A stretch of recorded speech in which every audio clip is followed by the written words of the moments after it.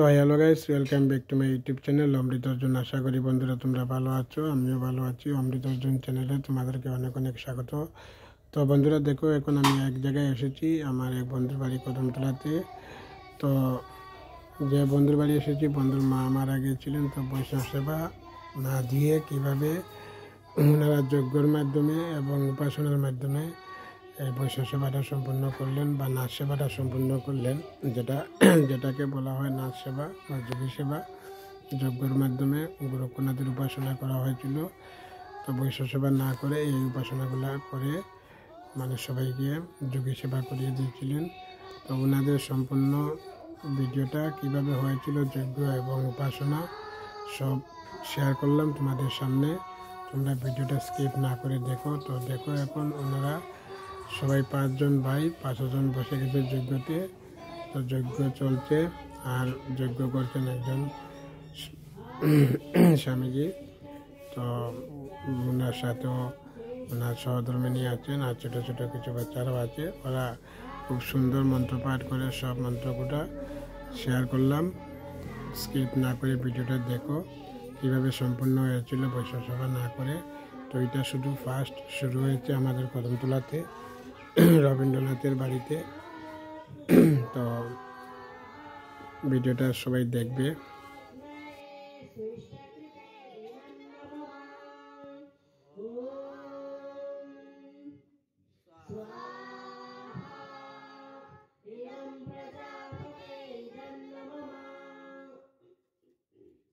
আপনি শুধু থাকবেন, বাকি একটু পিছিয়ে গিয়ে আর বাড়ির যারা আহুতি দিতে চায় তারা সামনে দিবেন। একটু গিয়ে দিতে থাকেন আগুনের উপর।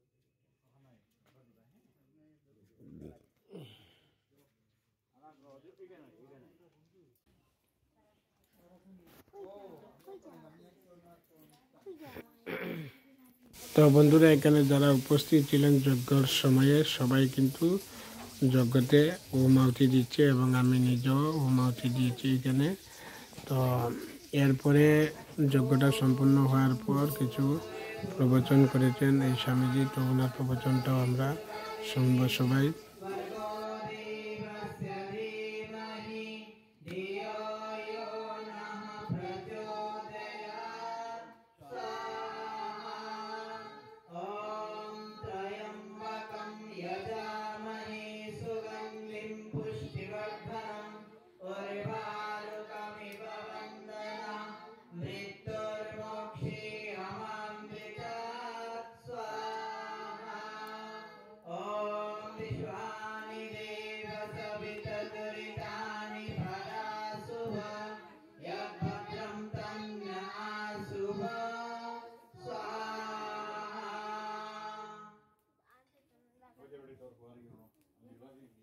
আর কেউ আসেনি বাকি? না থাকলে প্রথম যারা আসলেন আপনারা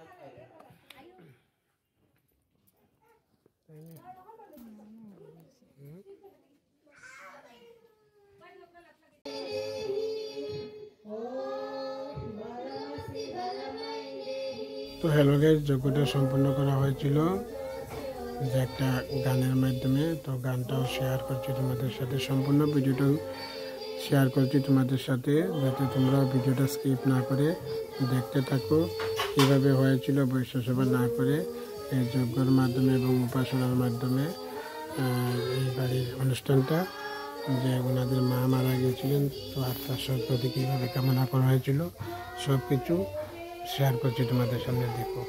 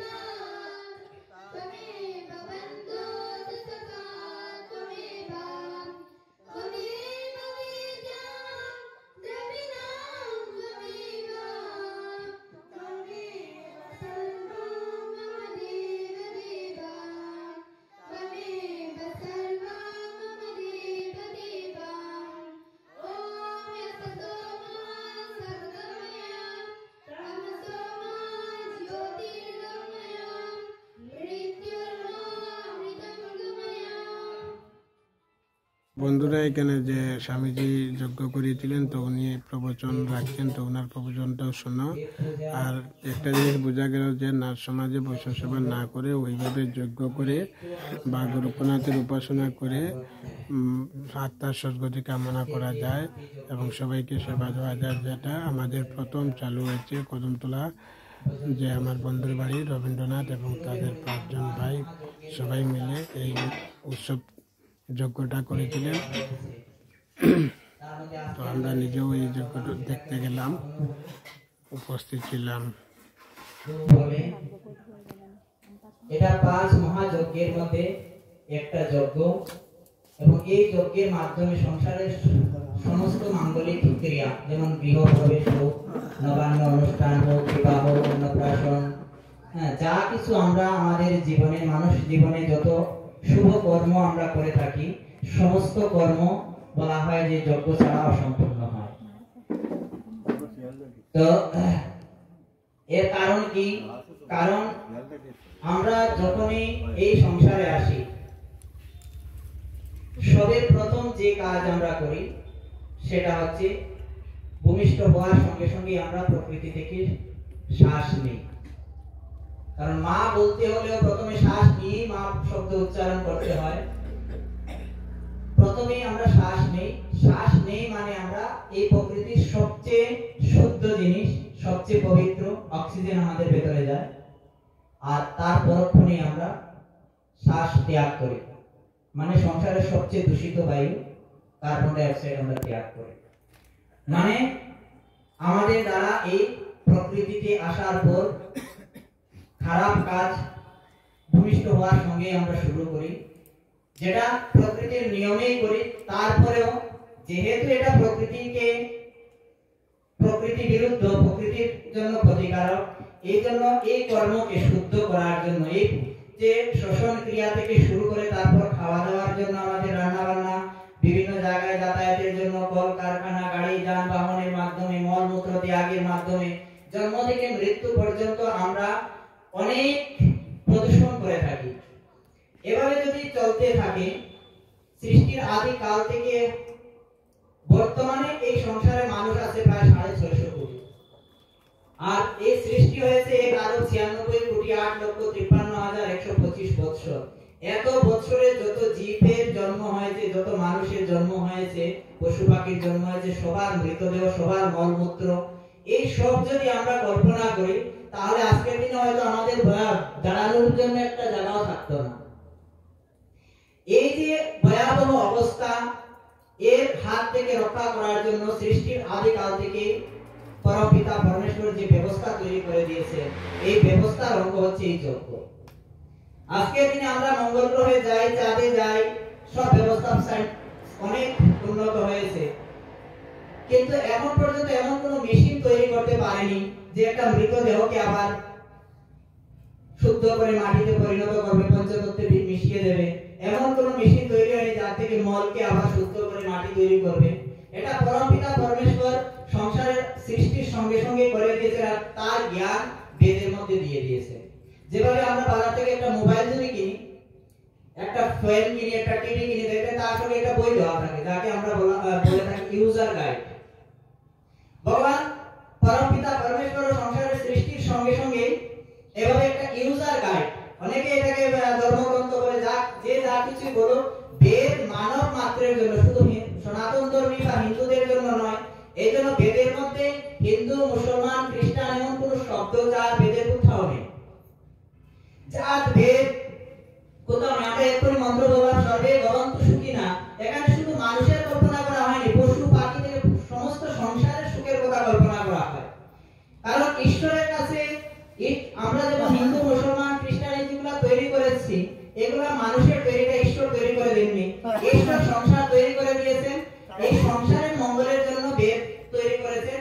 বেদের মধ্যে জন্ম থেকে মৃত্যু পর্যন্ত সমস্ত রকমের আমাদের ক্রিয়াকর্ম কিভাবে উত্তম হবে সেটা ব্যবস্থা দেওয়া আছে। তার মধ্যে যজ্ঞের ব্যবস্থা। তো আমি বলছিলাম, যেভাবে আমরা জন্মের সঙ্গে শ্বাস নিই, অক্সিজেন নিলাম আর কার্বন ডাই অক্সাইড ছাড়লাম, তাতে পরিবেশ দূষণ হলো। এভাবে খাওয়া দাওয়া, মলমূত্র, যানবাহন, যা কিছু আমাদের জীবনে ব্যবহারের মাধ্যমে পরিবেশ দূষণ হয়, তার তাহলে তার জন্য আমাদের কাছে কোনো ব্যবস্থা নেই। তার একমাত্র ব্যবস্থা হচ্ছে যজ্ঞ। কিভাবে? এতদিন আমাদের ঋষি মুনিরা বলে গেছেন, আমাদের শাস্ত্র বলেছে, কেউ মানতে রাজি নয়। এই কয়েক বছর আগে আমেরিকার নাসাতে এটা ল্যাবরেটরিতে টেস্ট হয়েছে কি পুরালে কি হয়। কারণ বহু বিতর্ক ছিল, বামপন্থীরা অনেক, সারা দেশে অনেক বামপন্থী পণ্ডিত রয়েছেন, অনেক প্রচার করেছেন যে মানুষ, সাধারণ মানুষ খেতে পায় না, আর ওরা যজ্ঞের মধ্যে কি পুরাচ্ছে, নষ্ট করছে, ঔষধি মানুষ খেতে পায় না, ঔষধি জ্বালাচ্ছে। তো তার প্রমাণ স্বরূপ নাসাতে বিরাট বড় ল্যাবরেটরিতে একটা টেস্ট হয়, সেই টেস্টের রেজাল্ট আসে এর মধ্যে কি আগুনে পুড়ে সেটা অক্সিজেনে পরিণত হয়। এবার অনেকে তারপর প্রশ্ন করে যে কতটুকু ঘিতে কতটুকু অক্সিজেন, সেটা এখন পর্যন্ত নাসাও কোনো রায় দিতে পারেনি, কারণ আজকে পর্যন্ত ঘিয়ের যে মাপদণ্ড সেটা স্থির করা সম্ভব হয়নি। আজকে আমরা যে ঘি দিলাম তার যে গুণবত্তা, হয়তো আরেকজনের কাছে তার থেকে আরো ভালো শ্রেষ্ঠ ঘি হতে পারে, আরেকজনের কাছে তার থেকে খারাপ ঘি হতে পারে। ঘির গুণবত্তার উপরে সেটা নির্ভর করবে কতটুকু ঘি থেকে কতটুকু অক্সিজেন তৈরি হবে। বাকি আগুনে ঘি পুরালে অক্সিজেন তৈরি হয়, এটা একদম প্রমাণিত। এভাবে আগুনে যখন তিল পুরায় সেটা হাইড্রোজেন তৈরি হয়। এভাবে দেখা গেছে বিভিন্ন পদার্থ পুড়ে, যারা পদার্থ বিজ্ঞানের ছাত্র তারা জানেন কোনো কিছু পুড়ে নষ্ট হয় না, সেটা রূপান্তরিত হয়। তো এভাবে ঘি পুড়ে অক্সিজেনে রূপান্তরিত হয়, তিল পুড়ে হাইড্রোজেনে রূপান্তরিত হয়। এভাবে এখানে যা কিছু দেওয়া আছে, যে আমরা আহুতি দিলাম সামগ্রী, এখানে বেলপাতা, তুলসী পাতা, যদিও যেখানে এই সামগ্রী থাকে না, অনেকখানে আপনারা দেখেছেন বেলপাতা দিচ্ছেন আহুতি, আপনারা মনে রাখতে হবে আমরা তো বেলপাতা দিলাম না। এই সামগ্রীর মধ্যে বেলপাতা দেওয়া আছে, তুলসী পাতা দেওয়া আছে, সব কিছু দিয়েই এটা তৈরি করা আছে, এজন্য আলাদাভাবে আর দেওয়ার দরকার নেই। তো এভাবে সবকিছু পুড়ে কোনটা পুড়ে কি এভাবে দেখে আমাদের ঋষি মুনিরা সামগ্রীটা তৈরি করেছে, যেটাতে এই বইয়ের মধ্যে দেওয়া আছে কি কি দিয়ে সামগ্রী তৈরি করা হবে। তো আমি যেটা বলছিলাম, আমি যদি সংকল্প করি যে আমার মৃত্যু পর্যন্ত আমি কোনোদিন ঘি খাবো না, আমি কি মরে যাব? এমন অনেক মানুষ আছে জীবনে কি খায় না, কোনো অসুবিধা নেই, ঘি ছাড়া আমাদের জীবন খুব ভালোভাবে আমরা কাটতে পারি, কোনো অসুবিধা নেই। সংসারে কোনো মানুষ যদি ঘি না খায় তার জীবন চলে যাবে, কোনো অসুবিধা নেই। কিন্তু এমন একটা প্রাণীও নাই যে এটা বলবে যে অক্সিজেন ছাড়া আমি বাঁচবো। এই জন্য আমাদের ঋষি মুনিরা এই যজ্ঞের ব্যবস্থাকে গ্রহণ করেছেন বেদ থেকে, যে এটা মানুষের ঘি খাওয়ার চেয়েও এটা বেশি প্রয়োজন যজ্ঞ করা, কারণ যজ্ঞে যখন আমরা দেবো সেটা অক্সিজেন হবে, সেটা আমাদের জন্য অতি আবশ্যক। এই অক্সিজেন ছাড়া আমরা চলতে পারবো না। আর জন্ম থেকে মৃত্যু পর্যন্ত আমার মাধ্যমে যে অক্সিজেন নষ্ট হলো সেটা যদি আমি পূর্ণ করে দিতে পারি যজ্ঞের মাধ্যমে, তাহলে আমার এই দুষ্টাও কেটে গেল। আর তো অক্সিজেন তৈরি করার কোনো রাস্তা নেই আমার কাছে, আমি ল্যাবরেটরিতে অক্সিজেন তৈরি করতে পারবো না, কিন্তু আমি প্রত্যেকদিন যজ্ঞ করতে পারবো। ভগবান শ্রীকৃষ্ণ প্রত্যেকদিন সকাল বিকাল যজ্ঞ করতেন। শ্রীকৃষ্ণ চরিত্র যখন আমরা পড়ি পাওয়া যায়, যখন মহাভারতের কুরুক্ষেত্রের যুদ্ধ হচ্ছিল, 18 দিনের যুদ্ধ চলছিল, সেই যুদ্ধের মূল নায়ক ছিলেন ভগবান শ্রীকৃষ্ণ। কল্পনা করে দেখুন আজকে আপনার বাড়িতে একটা অনুষ্ঠান, আপনারা কত ব্যস্ত, এই ছোট্ট একটা অনুষ্ঠানে আপনাদের ব্যস্ততা, হয়তো আজকে দিনে অনেক কাজ, আপনারা ব্যবসা বাণিজ্য অনেক কিছু বন্ধ করে এই কাজটা করছেন। ভগবান শ্রীকৃষ্ণের কাছে কুরুক্ষেত্রের যুদ্ধ এত গুরুত্বপূর্ণ ছিল, ধর্ম অধর্মের যুদ্ধ ছিল, ধর্মের রক্ষা করার জন্য উনি এই যুদ্ধের আয়োজন করেছিলেন, অধর্মের উপর ধর্মের বিজয়ের জন্য এই যুদ্ধের নায়ক ছিলেন উনি, সমস্ত পরিকল্পনা ওনার মাথায় চলছিল। তারপর প্রত্যেকদিন সকালবেলা উনি যজ্ঞ করে যুদ্ধে যেতেন। যুদ্ধ শেষ, তখন যুদ্ধের একটা নিয়ম ছিল, আজকে যেভাবে কন্টিনিউ যুদ্ধ চলতে থাকে এভাবে চলতো না, সূর্যোদয়ের সঙ্গে যুদ্ধ শুরু হতো আর সূর্যাস্তের সঙ্গে যুদ্ধ শেষ হতো, কারণ তখন সবকিছু নিয়মের মধ্যেই চলতো। তো যুদ্ধ শেষ হওয়ার পর শ্রীকৃষ্ণ যজ্ঞ করতেন, মানে কত বেশি গুরুত্বপূর্ণ বিষয় হবে সেটাকে ছাড়েননি। এই জন্য ভগবান শ্রীকৃষ্ণের কাছে সবচেয়ে গুরুত্বপূর্ণ যে বিষয় ছিল সেটা ছিল যজ্ঞ। এবং ভগবান শ্রীকৃষ্ণ রামের যদি আমরা জীবনী যদি চরিত্র যদি পড়ি, ভগবান শ্রীরাম যখনই প্রত্যেকদিন তো করতেনই, বিশেষ কোনো কাজে বিশেষ যজ্ঞ করতেন। অনেকবার উনি জঙ্গলে গেছেন, একবার তো 14 বছরের বনবাসে গিয়েছেন, এছাড়া অনেকবার ওনার গুরুর সঙ্গে বিভিন্ন কাজে বিভিন্ন সময় জঙ্গলে যেতেন, বিভিন্ন জায়গায় ভ্রমণে যেতেন, যাওয়ার সময় যজ্ঞ করে বেরোতেন। কোনো কাজ উনি যজ্ঞ ছাড়া শুরুই করতেন না। এটা ভগবান শ্রী রামের চরিত্র পড়লেই পাওয়া যায় যে যজ্ঞ ছাড়া উনি কাজ করতেনই না। তো এভাবে আমরা আজকে রামকৃষ্ণের আমাদের আমাদের রামকৃষ্ণ আমাদের পূর্বপুরুষ, ওনাদের আমরা আরাধ্য মানি, ওনাদের পূজা করি, ওনাদের শ্রদ্ধা করি, কিন্তু তাদের যে শ্রেষ্ঠ, তারা যে কাজকে শ্রেষ্ঠ কাজ বলেছেন সেটাকে আমরা ছেড়ে দিয়েছি। এভাবে যদি আমরা দেখি আজকে এই যে ব্যবস্থাটা চলছে, আমি বলছিলাম যে কোনো মেশিন এখন পর্যন্ত তৈরি হয়নি এই মলমূত্র থেকে আমাদের রক্ষা করার জন্য। ভগবান কিন্তু পিতা পরমেশ্বর এরা।